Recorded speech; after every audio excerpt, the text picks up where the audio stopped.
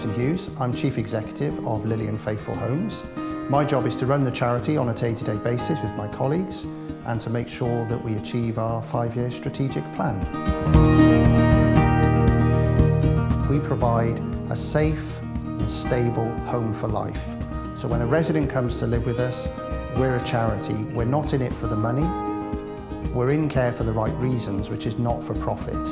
We give the families and everyone that lives with us that stability. When we say a home for life, we mean irrespective of their financial circumstances, they will always live with us. And that home for life also applies to everyone that works with us. We make a surplus, not a profit. That surplus is there to be reinvested into the charity. The buildings, the facilities, better food, and we always make sure that irrespective of somebody's financial circumstances, they will always live with Lily and Faithful Homes.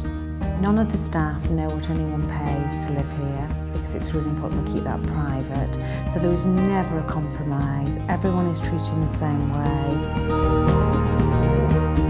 Not everybody can afford to pay the high fees, but we make sure that we find avenues for them to be able to live with us. Part of my role is to make sure that we're always compliant with CQC because we need to have the right standards. So my role is to make sure that all the homes run to a good standard and we like all our homes to have a good rating.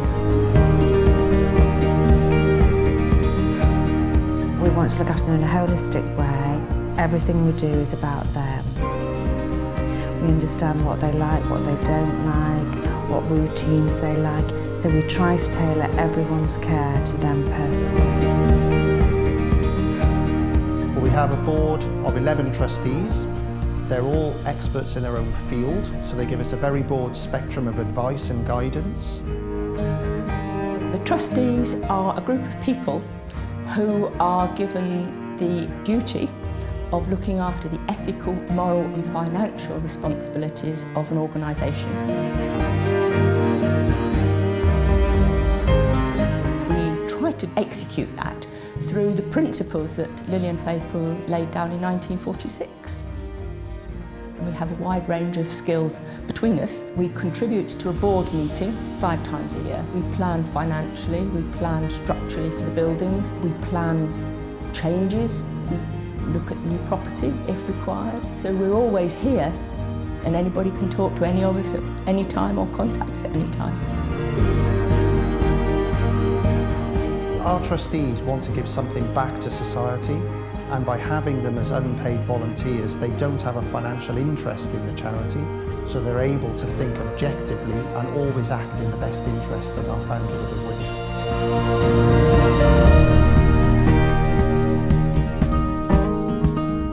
Part of our strategic aim was to expand our breadth of care in the county of Gloucestershire, just as our founder would have wished. We are delighted to welcome all the residents, families and staff at Resthaven, which is based in Pitchcombe in Stroud. It'll mean that Lily and Faithful for the first time will take a step out of Cheltenham. It'll mean that our brand and the way we deliver care will become much more well known in the county, and it will give great opportunities for the people outside Cheltenham to experience what Lily and Faithful care really means. For the last 5 years, we have put up our care team's salaries, 5 years on the trot, and our aim is that we carry on doing that. The charity does have a strategic plan. We know what we want to do as a charity. We do want to grow carefully and prudently.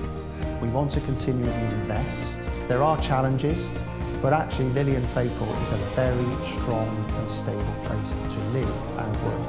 I feel very privileged to be Chief Executive of this charity. I feel very, very lucky.